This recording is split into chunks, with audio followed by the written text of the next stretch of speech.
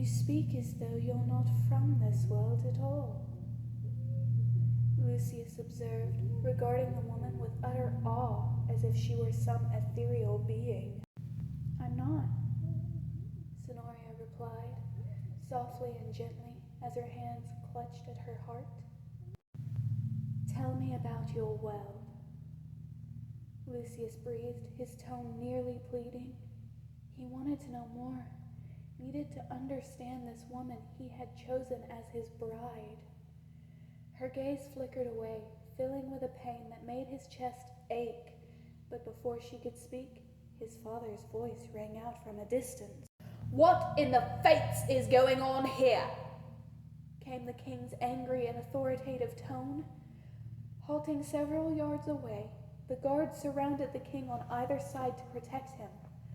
Alaric's amber-colored eyes narrow in suspicion, flicking between his son and Sonoria, as his jaw tightens. So you are a threat after all, he spoke slowly after several moments of intense scrutiny. Son, step away from the woman this instant. Lucius felt a protective anger waken within him. How could his father think this sweet, kind, intelligent, and wonderfully passionate woman was a threat? Father, no! Lucius protested, stepping in front of Sonoria to shield her from his father's view. She is no threat. She is mine. As Lucius' crimson eyes found Sonoria again, full of protective intensity, the empathy and worry he saw in her expression made his chest ache again. She was perfect. She was his. Son, that energy, the king began, growing impatient and irritated with his heir's continued stubbornness toward claiming the woman. Wait! Called a frantic, breathless voice rapidly approaching. Don't attack! Do not attack! I beg of you, sire, do not attack!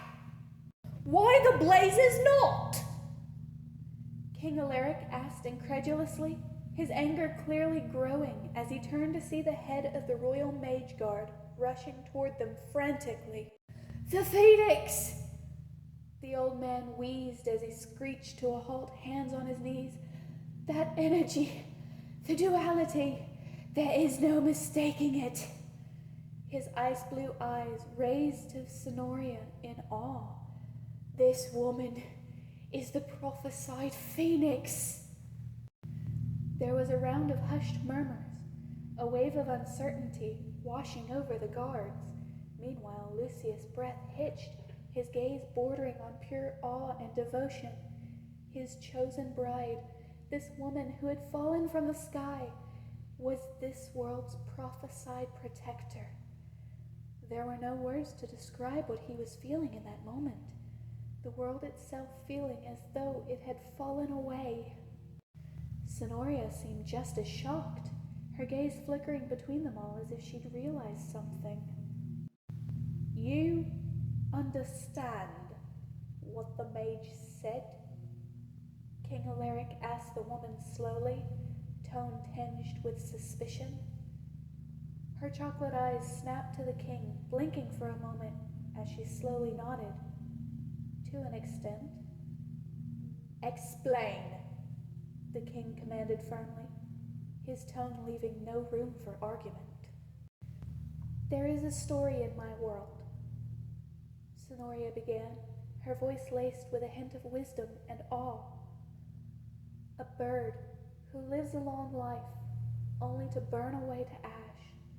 But it does not die. It is reborn from its own ashes. This is the phoenix I know of. A pause. I have long considered myself to be like a phoenix, she said, her words coming faster and more passionate, as if piecing something together as she spoke.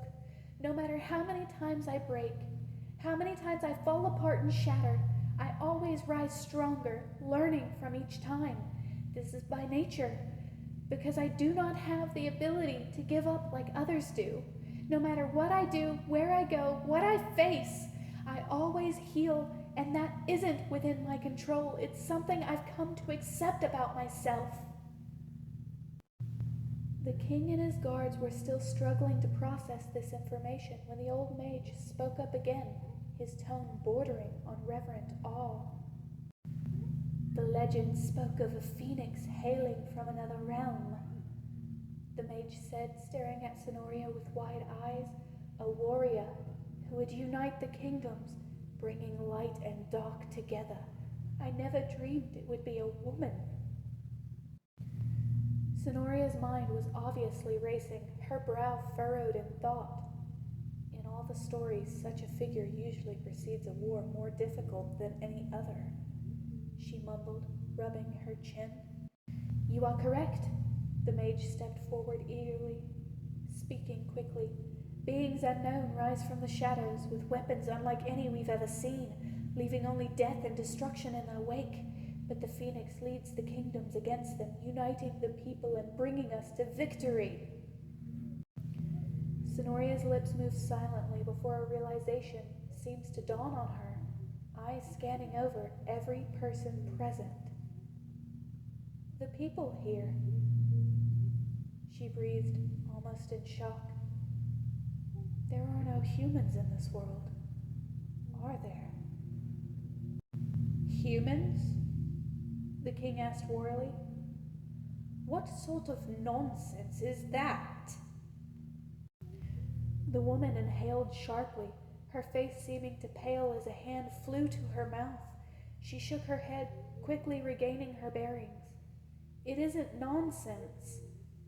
She turned to the mage, tone urgent and her gaze determined. What else does the prophecy say about these beings of shadow?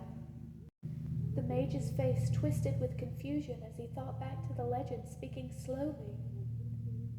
It is said that they will consume everything in their wake, seeking power and selfish gain. They take, they use, they destroy, and legend says that they are masters of deceit.